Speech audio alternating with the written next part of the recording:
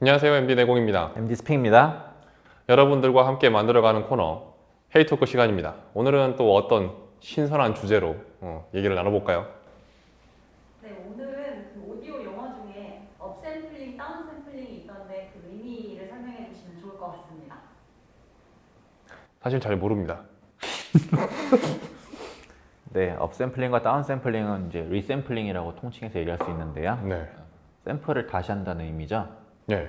네, 그러면 샘플링이 뭔지부터 이제 설명을 해야 될 것 같네요. 네, 그 샘플링이 이제 그냥 해석을 하면 뭐 어떤 표본에서 그 전체 그 전수조사라고 하죠. 전부 다 이제 네, 하는 게 아니고 몇 가지의 이제 대표성을 띠는 샘플을 따서 이제 그걸로 이제 어떤 평가를 한다는 거잖아요. 네, 근데 우리가 이제 음악 쪽에서 이제 활용하는 거는 디지털로 녹음되어 있는 음원을 이제 아날로그로 변경을 할 때 이게 전체적으로 뿅 하고 바뀌는 게 아니란 말이에요. 그래서 네. 이제 그 샘플링을 해서 이 샘플링을 해서 일부를 파악한 다음에 이제 아날로그로 변환을 하게 되는데 이게 이제 그 음원 표기 규격에 보면 뭐 이제 CD 같은 경우에는 16비트에 44.1K 이렇게 써 있는 게 있잖아요. 그게 이제 44.1kHz인데 이게 초당 44,100번을 샘플링 하겠다 이 뜻이거든요. 네,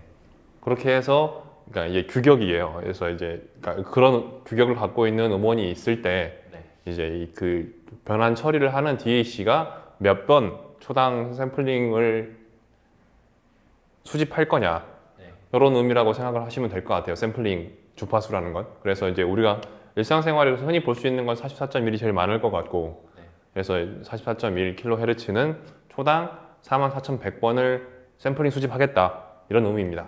네, CD는 44,100번이었고요. 네.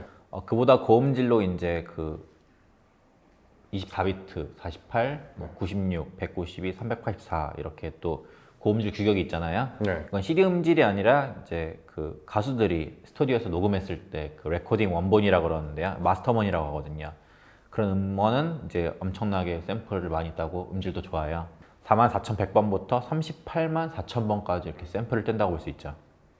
그래서 이제 생각하기에 그러면 샘플링을 많이 하면은 당연히 그 데이터 변환을 할 때 원본을 온전하게 변환할 수 있는 거 아닌가요? 많이 하면 많이 할수록 좋은 거 아닌가요? 라고 이제 당연히 생각을 할 수 있단 말이에요. 그렇죠. 네. 근데 뭐 이론적으로는 그렇지 않은 게 이제 나이퀴스트 이론 때문에 그렇습니다. 나이퀴스트 이론은 이제 지난 시간에 잠깐 네. 아주 간략하게 왜냐하면 저도 잘 모르기 때문에 네. 간략하게 얘기했지만 그러니까 최대 주파수의 그러니까 2배까지만 샘플링을 하면 완전하게 복구할 수 있습니다. 그 이상은 할 필요가 없어요. 약간 이런 뜻을 내포하고 있잖아요. 네. 네. 어쨌든 그래서 이 규격, 그러니까 음원이 갖고 있는 규격, 그러니까 44.1kHz라는 규격을 갖고 있는 음원을 이제 변환을 할 때, 그 DAC 쪽에서 그러면 초당 샘플링을 44.1로 할게라고 하는, 그러니까 규격에 맞게 샘플링 주파수, 그러니까 샘플링을 하는 것, 네. 이거를 비트 퍼펙트 재생이라고 해요. 네. 커뮤니티에서 엄청 많이 나왔죠. 예, 많이 나와요. 그러니까 이제 규격대로 재생하는 게 당연하고 그게 가장 정상적인 올바른 값이 나오지 않을까라는 일반적인 생각인 거죠. 네. 네. 근데 그렇지 않으니까 비트 퍼펙트란 말이 있는 거 아니에요? 그렇죠. 네. 네. 그러니까 이게 규격대로 재생을 안 하니까 이제 비트 퍼펙트 재생을 강조하게 되는 겁니다. 네. 네, 그러니까 비트 퍼펙트는 규격이 갖고 있는 그대로 DAC에서 똑같이 규격대로 샘플링을 하겠다. 이게 이제 비트 퍼펙트 재생이란 말이에요. 네. 그런데 당연히 이제 그게 정상이잖아요. 네. 당연히 규격대로 재생을 해야지, 변환을 해야지 이게 정상이라고 생각될 수 있는데 그렇게 안 합니다. 그렇게 해서 이제 이 DAC가 네. 이 규격과는 다르게 샘플링을 다시 해요. 네. 이걸 이제 리샘플링이라고 그러는 거고, 리샘플링의 종류에는 업샘플링과 다운샘플링이 있습니다. 네. 그래서 가장 빈번하게 이루어지는 게 다운샘플링입니다. 다운샘플링은 이제 여러 가지 이유가 있지만 뭐 이제 크게 생각해 볼 수 있는 거는 이제 샘플링이라는 게 어쨌든 초당 그러니까 샘플을 해서 이걸 분석해서 변환하는 이런 과정을 갖잖아요. 그만큼 연산을 많이 한다는 뜻이거든요. 그러니까 일을 되게 많이 하는 거예요. 네. 그러면은 이제 당연히 이제 그 CPU 점유율이라고 할 수 있는 그러니까 일을 많이 하다 보면은 부하가 걸릴 수도 있고, 렉이 걸릴 수도 있죠. 예, 그러니까 그런 순간적인 지연 문제 이런 것도 걸릴 수 있고, 그리고 배터리가 빨리 답니다. 그러니까 특히 이제 스마트폰 같은 경우에는 이제 배터리가 되게 중대사항이잖아요. 그렇죠. 그러니까 다운 샘플링을 한다라는 것 자체가 샘플링을 적게 한다는 거기 때문에 네. 음질이 안 좋아질 가능성이 되게 높은 거거든요. 네. 그러니까 음향기기에서는, 그러니까 음향 전문 기기라고 하면 이 다운 샘플링을 용납할 리가 없어요. 유저들은 별로 안 좋아하더라고요. 네. 근데 이제 뭐 여러 가지 이유로, 그러니까 뭐 배터리를 아낀다던가 아니면 연산 때문에 이제 약간 그 CPU 점유율을 아낀다던가 이런 그 자원을 절약하는 의미에서는 다운 샘플링이 필요할 수도 있어요. 사실 스마트폰이라는 게 음감을 들을 수 있는 기기이기도 한데 사실 토탈이잖아요. 뭐 카메라도 찍고 인터넷도 하고 음악도 들을 수 있고.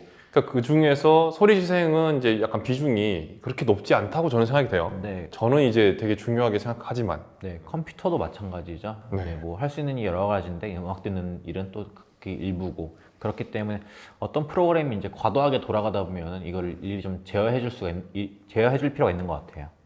그래서 이런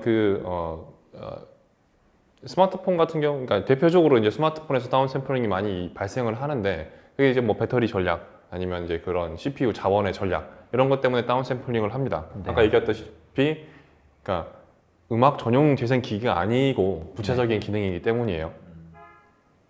근데 이제 사실 이제 스마트폰이야 이제 그런 휴대성을 강조를 해야 되기 때문에 네. 뭐 이런 배터리라든지 뭐 이런 CPU 발열 이런 문제에서 자유롭지가 않잖아요. 네. 근데 사실 PC는 그럴 이유가 사실 별로 없단 말이에요. 뭐 배터리 아답터 연결하면 되잖아요, 사실. 그냥 전원 끌어다 쓰는 거고, 그다음에 CPU도 뭐 8코어, 16코어 막 이렇게 되게 많이 나오는데 네. 굳이 PC는 왜 다운 샘플링을 할까? 이런 생각을 하실 수도 있을 것 같아요.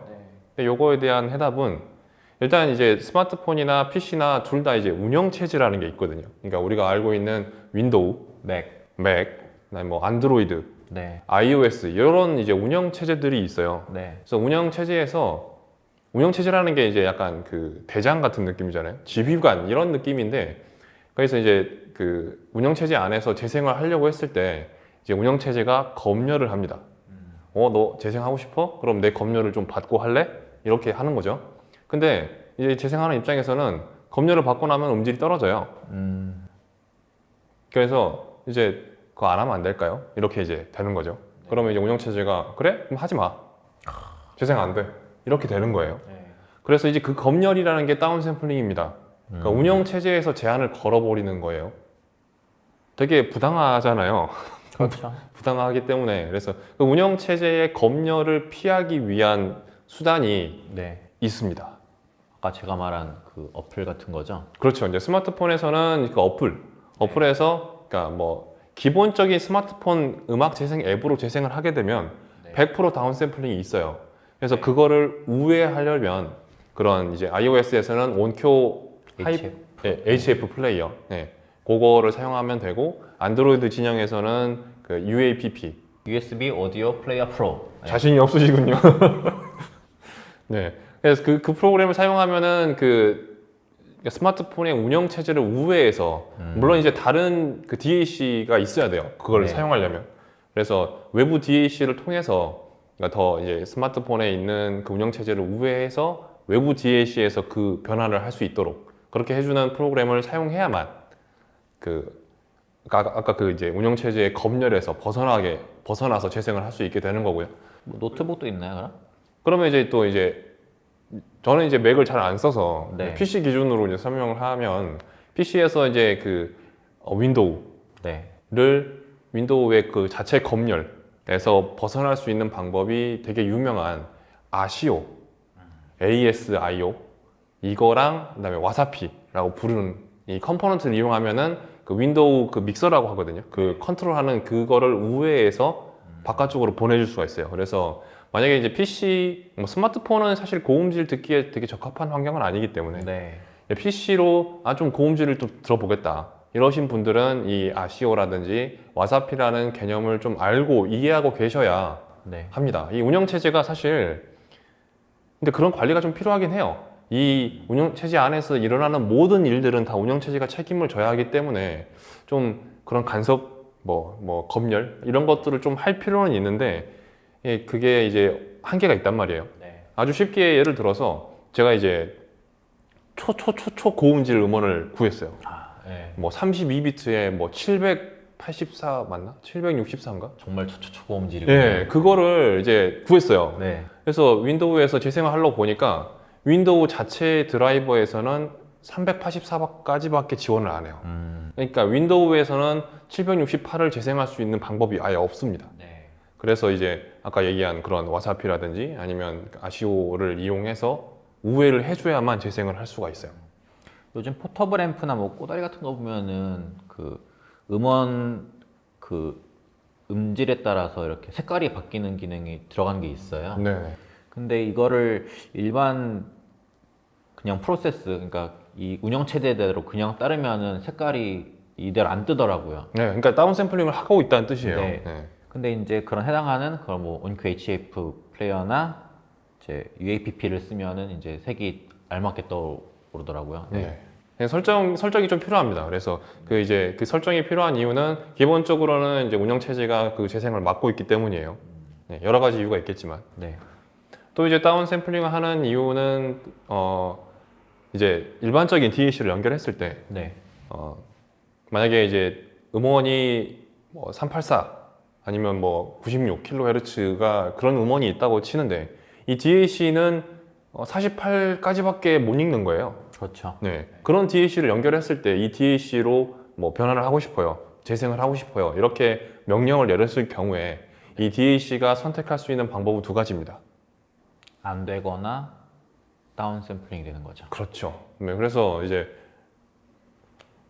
띠빅 지원하지 않는 파일입니다. 이렇게 떠버릴 수가 있어요. 그러면 아예 재생을 안 하는 거고, 이제 두 번째로는 일단 이 DAC가 할 수 있는 만큼은, 그러니까 읽을 수 있을 만큼 자동으로 이제 다운 샘플링 해서 읽어주는 거죠. 코끼리를 냉장고에 넣는 방법 아십니까? 라는 질문이 있는데 사실 이게 안 들어가는 거잖아요. DAC가 네. 이제 부족하니까. 근데 네. 이제 코끼리를 냉장고 사이즈로 줄여가지고 집어넣는다는 뭐 그런 거죠. 그렇죠. 네.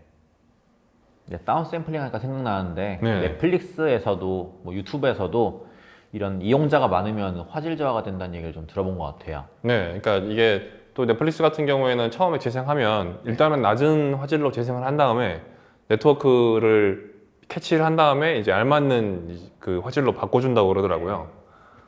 뭐 그런 것도 있을 수 있고, 뭐 타이달 같은 경우도 그러니까 뭐 내가 원하는 음질로 재생을 하게 되면 네. 그러니까 이 네트워크 환경이 안 좋으면은 이제 끊기잖아요. 렉이 좀 길게 나더라고요. 네, 그런 것보다는 차라리 이제 다운 샘플링을 해서 일단 재생을 하는 게 네. 더 좋으니까 뭐 그거는 그런 세팅이 있는지는 모르겠는데 네. 만약에 네트워크 문제도 그러니까 연결성이 원활하지 않으면 그런 다운 샘플링이 발생할 수도 있을 것 같아요. 네. 네. 그럼 이제 업샘플링에 대해서 알아볼까요? 네. 네. 이제 업샘플링은 다운 샘플링과 반대로 음원의 규격이 있는데 그거보다 더 많이 샘플링 작업을 하는 거죠. 열의를 하는 거네요. 네, 열심히 일하는 겁니다. 그래서 요거는 아까 이제 영상 첫 부분에 얘기한 그 나이퀴스트 이론 때문에 네. 두 회까지만 샘플링을 하면은 완전하게 100% 원본을 그 변환할 수 있습니다라고 했지만 뭐 제가 해보니까 네. 솔직히 그 이상으로 업샘플링을 하는 게 의미가 있더라고요. 저는 차이가 느껴지긴 하더라고요. 네. 그래서 역시 그 이론과 현실은 조금 차이가 있다라는 생각 들긴 하고, 저는 어쨌든 이게 업샘플링 기능이 켰을 때 네.